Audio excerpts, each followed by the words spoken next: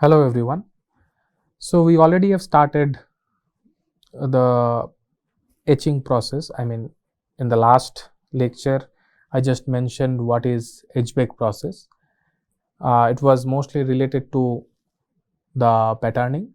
So in that context, I have briefly mentioned what is etch-bake process, and in that I have said that you can put the material or substrate into a solution which will etch, say, the gold layer. That is something that I have mentioned. However, etching is a process which also needs certain sort of optimization. There are various kind of parameters associated with etching, and one is to take care of these parameters as well. So in short, etching is a process for removal of a material from a substrate. That is what usually we can see in the etching process. Now, when you remove a material from a substrate, you can use, say, different chemical, or you can also use, say, plasma. So based on that process, you can actually classify etching as wet etching and dry etching. So if you are using chemicals, you can call it wet etching. If you are using plasma, you can call it dry etching. And what etching process will be suitable for your fabrication process is something that you have to decide based on different parameters. And that's why we will try to understand what are those parameters that can actually affect your fabrication or device geometry. Here I have given a brief description of etching with this schematic. So say you have a substrate and a thin film is deposited on top of that substrate, and your target is to achieve this pattern structure. So this is your target. Now to achieve that target, what you have done is you have used mask on top of that thin film. So what is a mask? I already said. You can create a mask using lithography technique.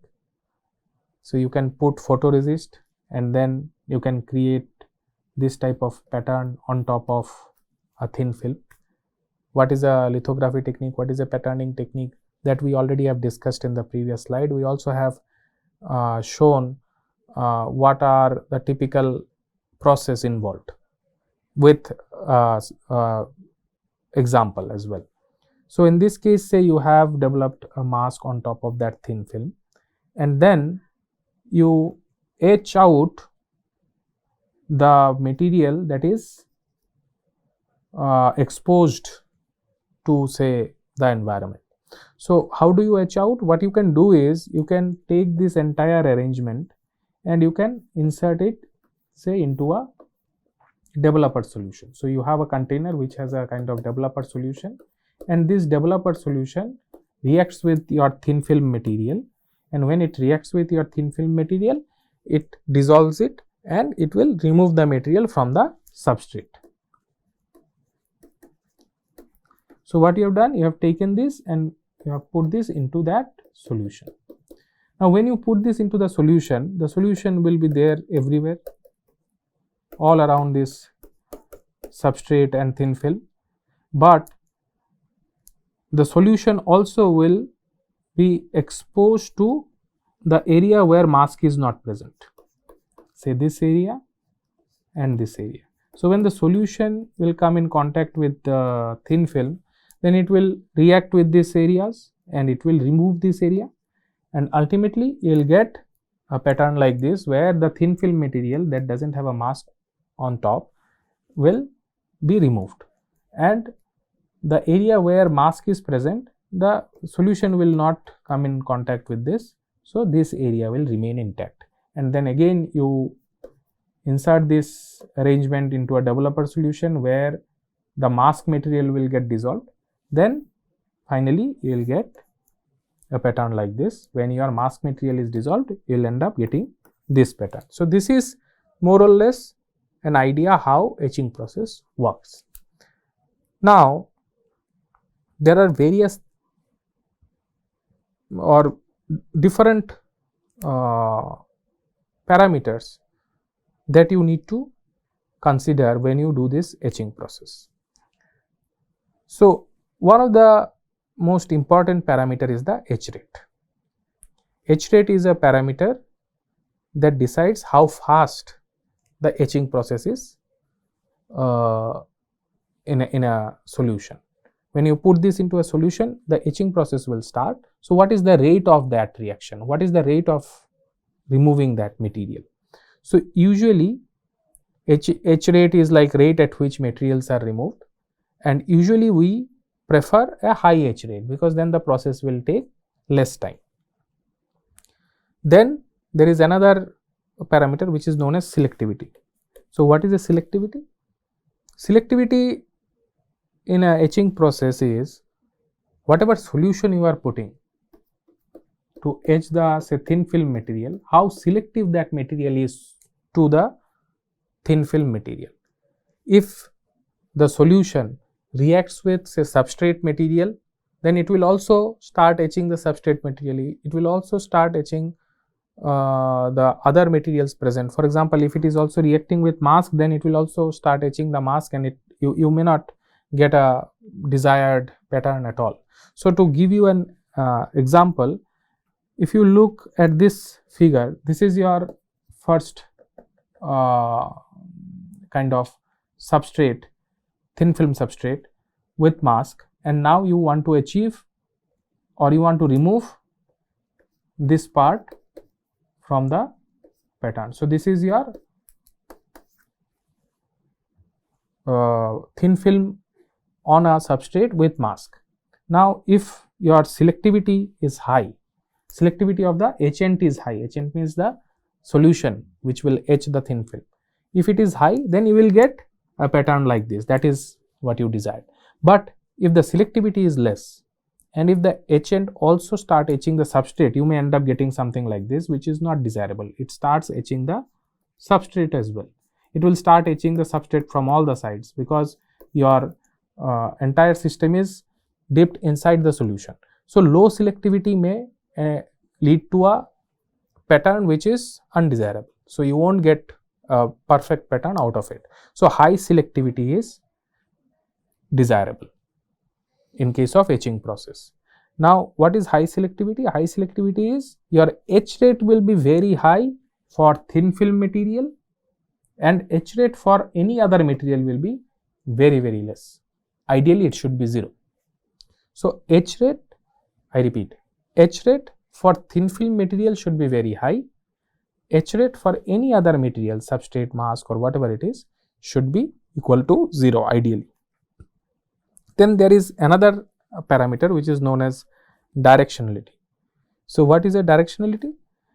So, when you dip the entire system into the solution, you will find that the etching is taking place in all the direction. Even if the material or the selectivity is very high, the selectivity of the etchant is very high, you will find that the etchant is actually reacting with the material in all the direction, and it may lead to a undercutting. What is undercutting? Because when the solution will reach here, it will start reacting from the sidewise, and it will start cutting the thin film material from the sidewise. So, if you keep the system in the developer solution or in the etchant solution for a longer duration, you will find that undercutting is taking place. This is mostly seen in case of wet etching, and hence one has to also optimize the time. As soon as your material is etched from the substrate, you should take out this from the solution. Otherwise, your etchant will also start etching from this two direction, and you will find undercutting is there. So, based on directionality, one can classify the etching process as isotropic or anisotropic. So isotropic meaning the etchant is reacting isotropically, that means it is reacting all over. In case of anisotropic etching, you will find it is reacting directionally. So if the etching process is anisotropic, you will find the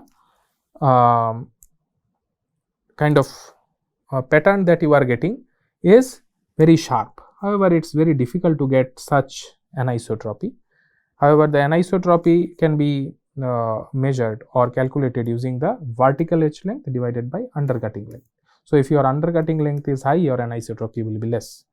If this length is high, your anisotropy will be less, which one can understand, right? So, you have an isotropic etching process, you have an anisotropic etching process.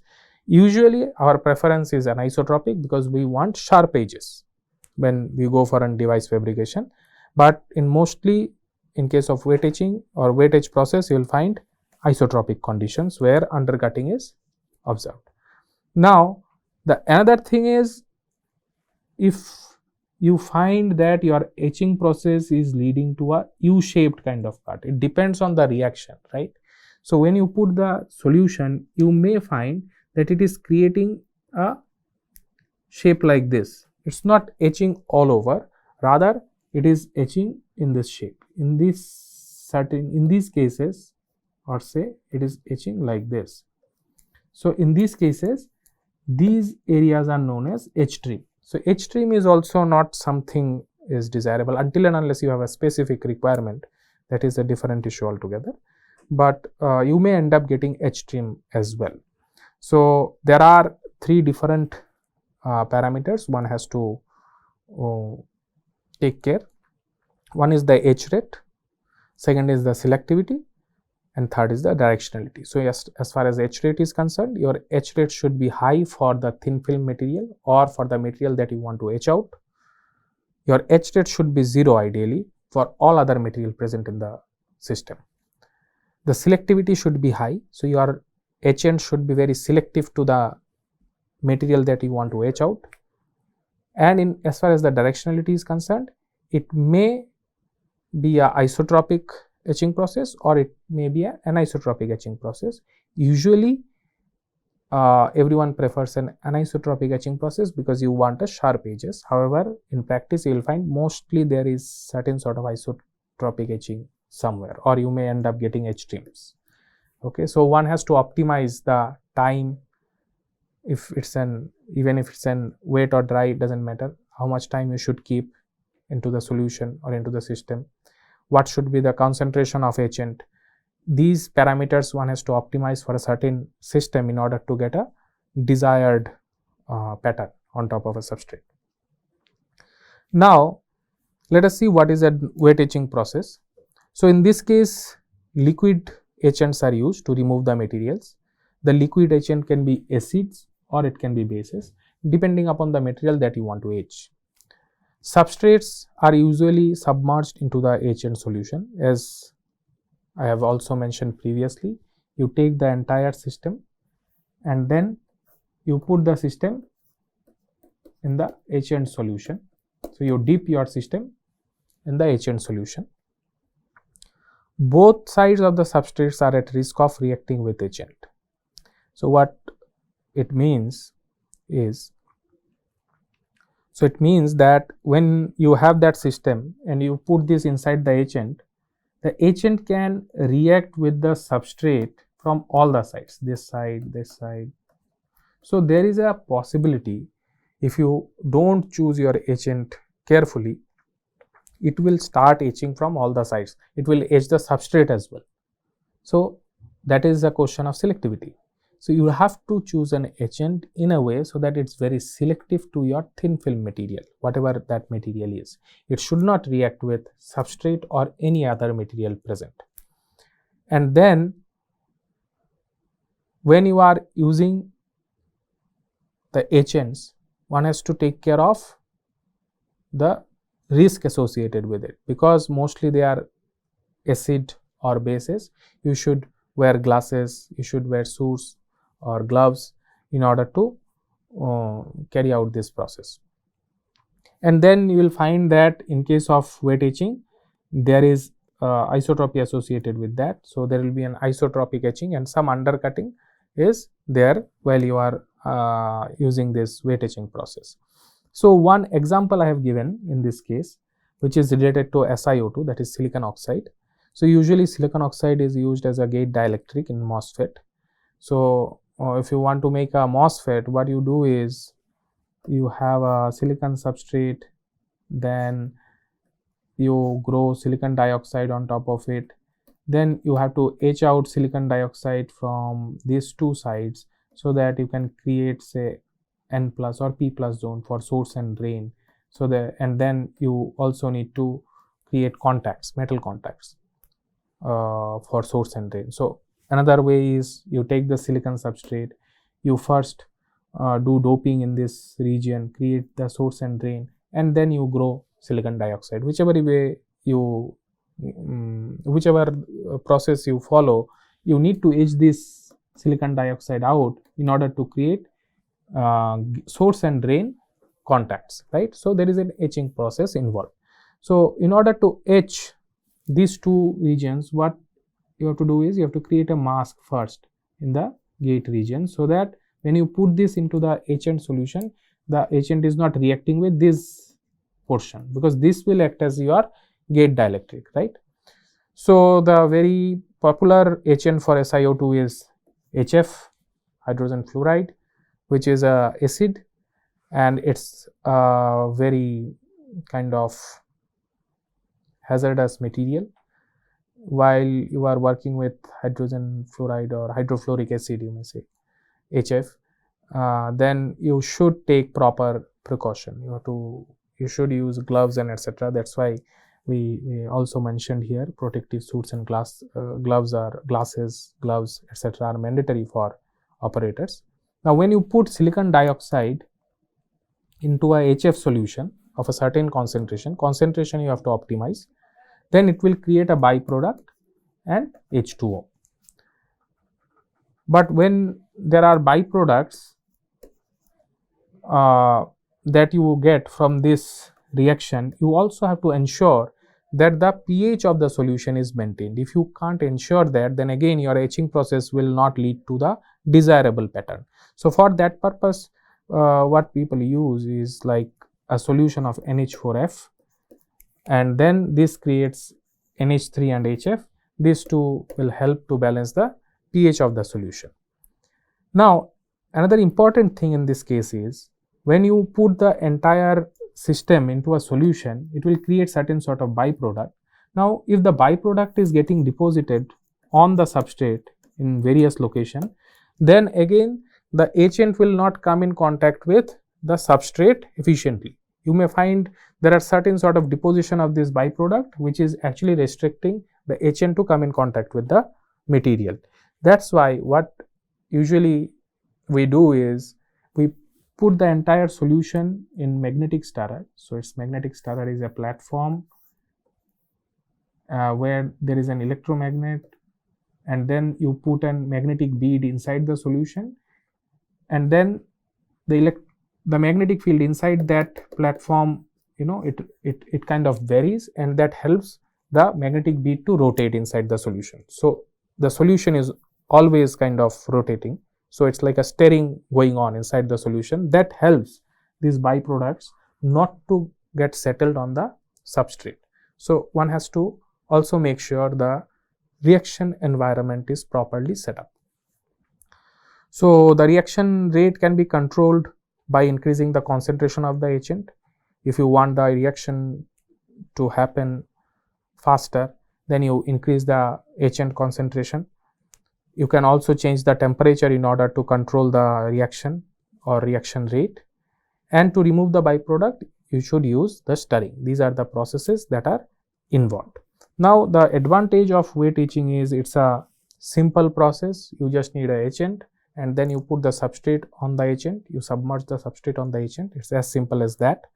It's kind of straightforward. There is no kind of complicated process involved. It provides high throughput because it's a chemical reaction. As long as your etchant is selective enough to the material, then the throughput will be anyways high. Then the selectivity can be controlled using the etchant. So if you use proper etchant solution, you'll find the selectivity is quite high.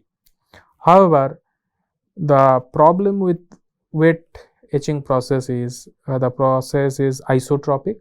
What is isotropic? Once you put the system into the solution, you'll find it start etching from all the direction, and that's why you'll have certain sort of undercut which is not desirable, and a large number of chemicals are required. So you need lot of chemicals. For example, you need to submerge the entire system inside the chemical, so you need a lot of chemical, and that too the system should be under stirring. So you also need a big vial so that you can put the substrate, and then also you can put stirrer where the stirring will take place. So you need relatively high volume of chemicals. The safety is an issue. For example, in this case we are using HF, which is not which is actually an hazardous material, so one has to handle those chemicals carefully, otherwise it may lead to a issue or an accident. So one has to be very careful while using this wet etching process, and the control is very low. The only control you have in this case is the concentration of the etchant, the time, and the stirring, or maybe the temperature. So these are some indirect parameters that you can control, or rather you should optimize when you go for the etching process.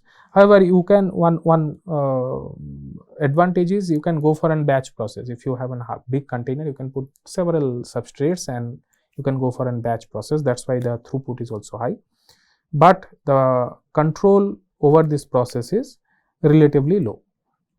So there are 3 take home messages. So etching is a material removal process, we already have seen. So usually we do etching for removing a material from the substrate. Wet etching process needs chemical, because etchant in this case is a chemical, so you need chemicals. Not only chemicals, you also have to decide what concentration is required for certain etching process. So even if you are etching SiO2, if the geometry is different, you may need different concentration. That is again a question of optimization. While you are optimizing, you have to optimize what concentration is most suitable for your etching process or for the geometry you are targeting. Then etching can be isotropic and anisotropic. However, as far as the wet etching is concerned, it usually is isotropic. So you will find certain sort of undercut beneath the mask material, because it reacts with all over the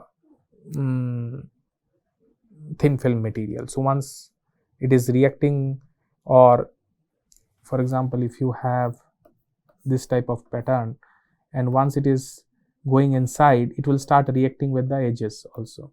So you will find the pattern will end up having something like this. So you will find certain sort of undercut, which is kind of a result of isotropic process. But you also may get higher anisotropy if you use dry etching technique, and in our upcoming discussion we will see what is a dry etching technique and how beneficial dry etching is in the device fabrication process. So we use both wet and dry, but you have to decide which etching process one should use for their sensor or device fabrication. Thank you.